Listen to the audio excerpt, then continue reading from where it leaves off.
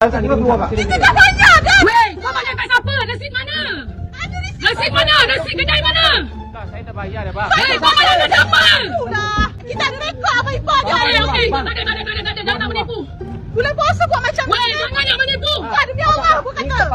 Call polis, call polis. Tak, tak boleh lah macam ni. Weh, call polis. Jangan nak menipu. Keluar dulu, Pak. Keluar. Keluar dulu. Kalau tak salah, kenapa nak lari? Kenapa lari? Kau tak bayar aku pun. Aku tak kenal buat apa tu. Kenal kat marketplace. Dia letak nama Muhammad. Dia nak lari buat telefon. Dia bagi nama Muhammad. Weh, 16 Muhammad tu. Keluar bagi telefon tu. Kita pergi balik jom, balik. Weh, bagi telefon. Balik.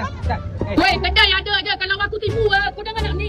Kau pulangkan balik telefon. Kita dah bayar duit. Kita Kau bayar dengan dia. Kau tak bayar dengan kedai. Mana ada 16 Pro Max jackpot kak? Customer tengok phone. Lepas tu customer bayar. Customer bayar 1,800 dia dapat duit 1,800 free. Handphone nasib Saya sudah cakap malam mau tidur adik. Tak mau main phone.